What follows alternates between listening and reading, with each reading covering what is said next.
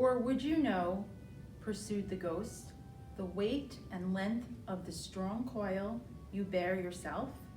It was full, as heavy and as long as this 7 Christmas Eves ago. You have labored on it since.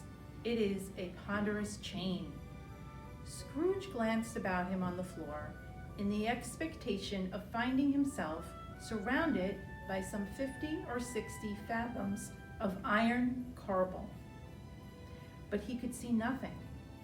Jacob, he said imploringly, old Jacob Marley, tell me more. Speak comfort to me, Jacob.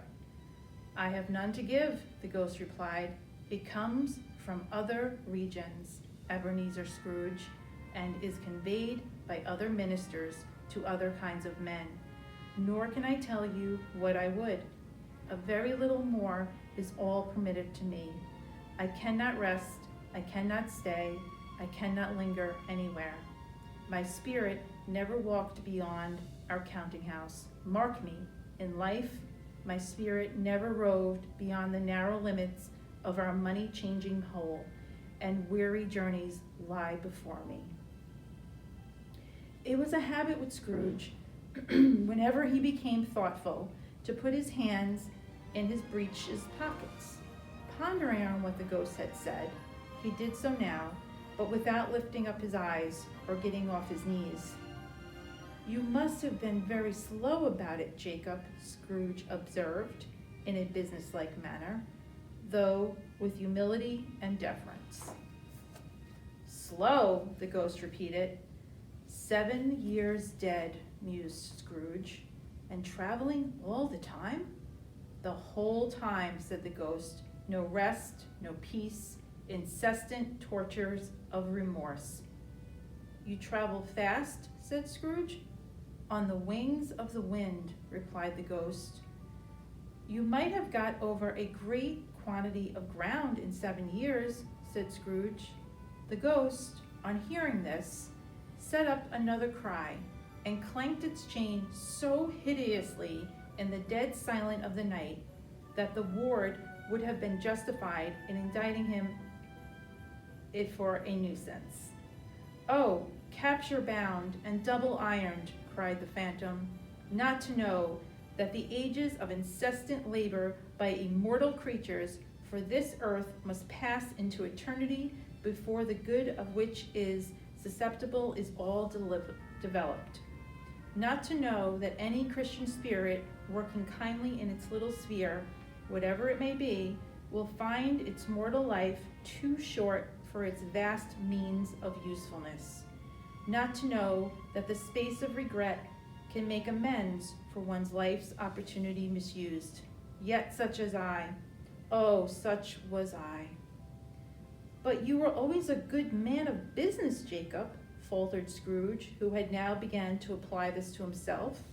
Business, cried the ghost, wringing his hands again. Mankind was my business. The common welfare was my business. Charity, mercy, forbearance, and benevolence were all my business.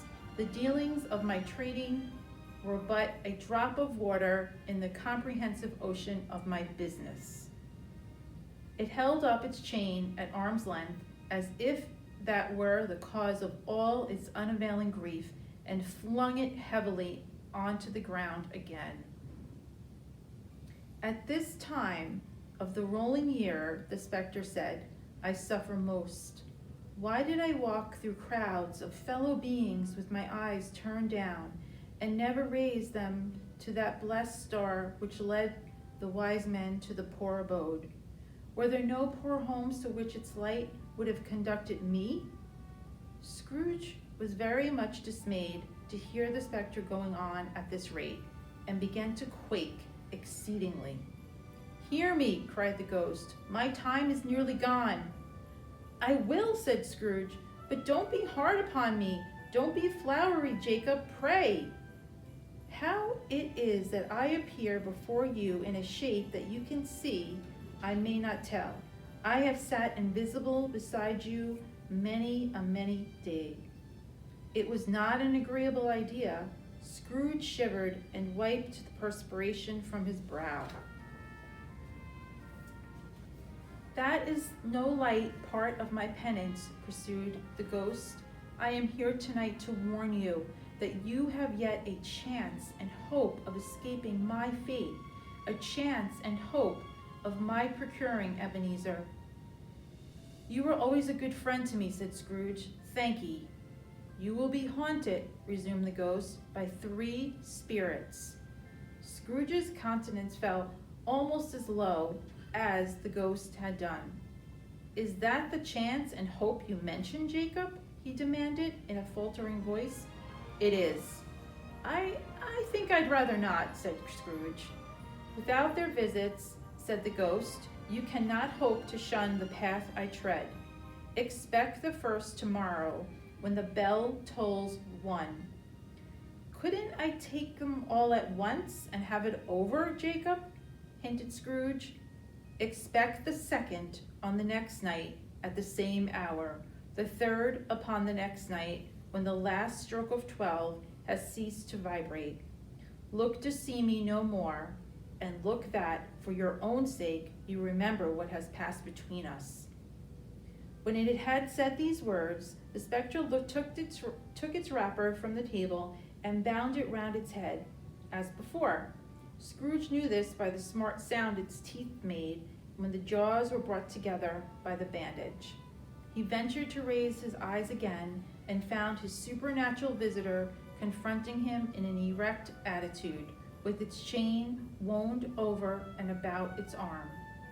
The apparition walked backwards from him, and at every step it took, the window raised itself a little, so that when the spectre reached it, it was wide open.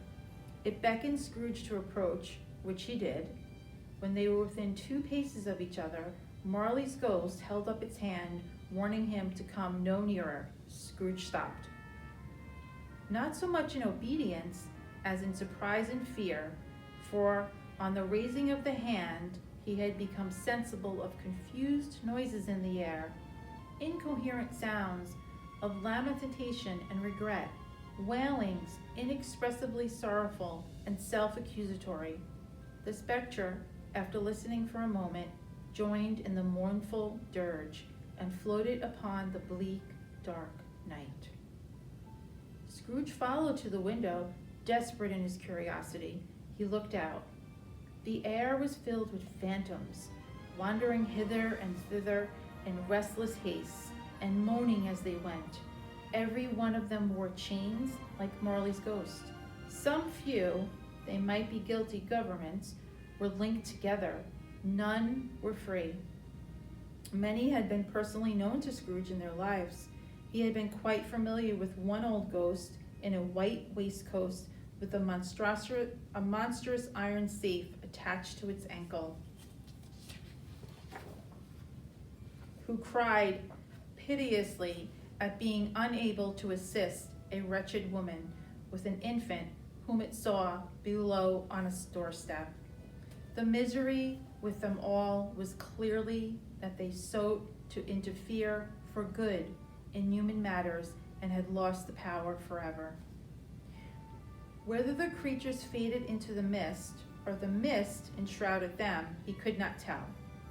But they and their spirits' voices faded together, and the night became as it had been when he walked home.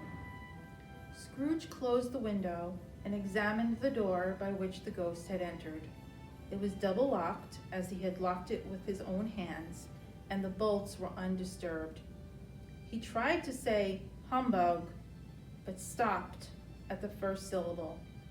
And being from the emotion he had undergone, or the fatigue of the day, or his glimpse of the invisible world, or the dull conversation of the ghost, or the lateness of the hour, much in need of repose, went straight to bed without undressing, and fell asleep upon an instant.